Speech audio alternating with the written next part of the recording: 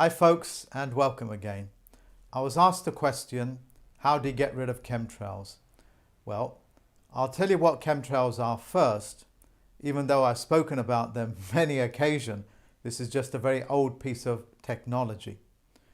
So what chemtrails essentially is nothing more than a conspiracy theory. Yes, ladies and gentlemen, it is a conspiracy theory. Because the people that spray, that geoengineer the atmosphere around you, created the word called chemtrail. So when you use the word chemtrail, which they controlled, fed you, when you use that word, it will take you automatically to conspiracies, where it will list all the conspiracy items as well as the schools that teach it as a conspiracy. What you've got to do is understand how the practitioners of fictitious conveyancer languages work, which is they hide things. They hide it in plain sight and then disguise it with some Orwellian type of language. The word that you want to look for is geoengineering or cloud seeding.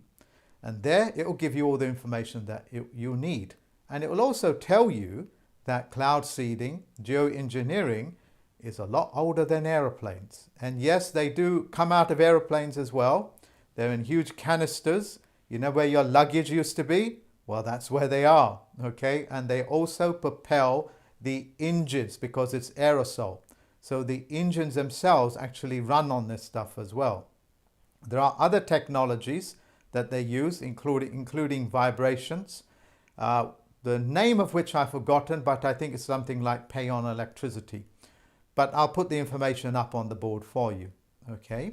So that's chemtrails, but the chemtrails is not limited to the airplanes. They also come out of big ships. It's geoengineering is taking place on a massive scale. It's not just taking place in your atmosphere, okay? So look up geoengineering, look up House of Commons, the Senate and whatever. It will give you all the information that you need. Also, they take out adverts in the newspaper to say that we're going to chemtrail, for example, or geoengineer California or San Francisco Bay. They take it out because that's public information. But of course, people do not understand geoengineering because the common vocabulary is chemtrails. Make the correct language yours, and that way the conspirators can't conspire. You see what I'm saying? But now I've told you about chemtrails, let me tell you about how to get rid of them. And this is something that you really do need to understand with diseases as well.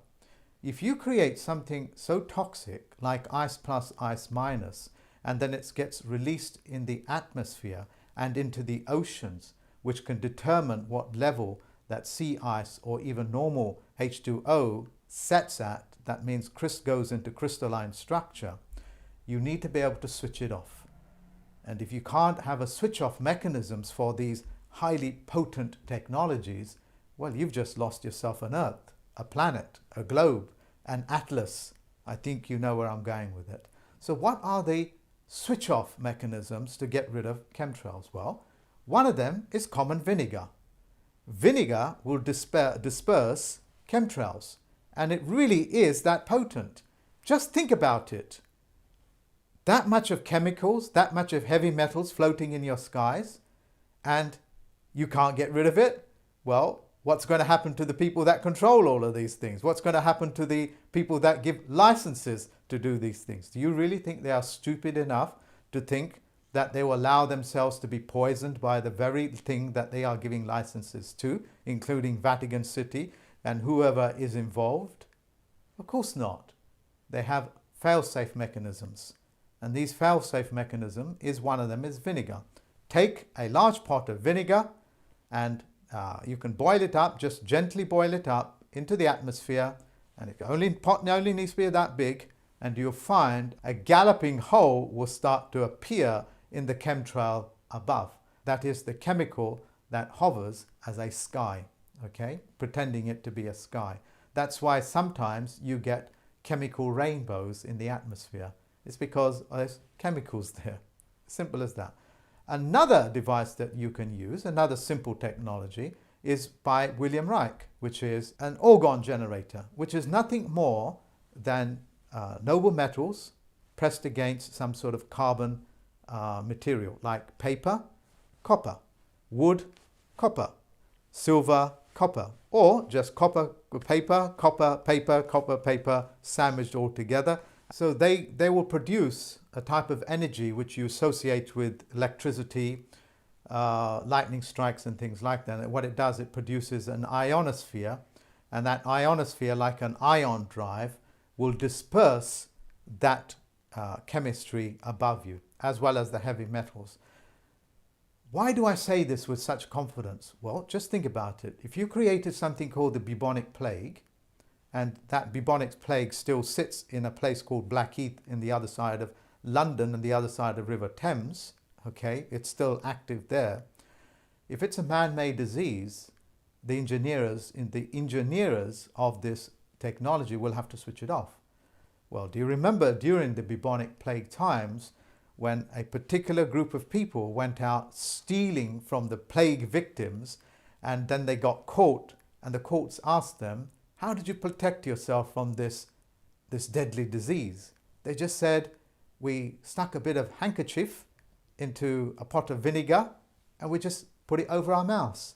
And if we got bubonic plague and we saw the symptoms of it, we would just wipe ourselves down with vinegar. Well, that technology was known by the gentries. It was known by the manor houses, and they used to use it for their servants as well as themselves. Vinegar, ladies and gentlemen, is all you require to switch off the bubonic plague. These are the fail-safes that are in place. Me knowing these codes are able to crack them open as you would do with a walnut. So hopefully, not only have I touched upon bubonic plague and touched upon fail-safes and the variety that there are, especially for 5G transmitters, because they also have fail-safes. You can switch them off anytime that you want. Hopefully, I've explained fully as much as I can about chemtrails. Thank you very much for listening to me, ladies and gentlemen. Bye-bye now.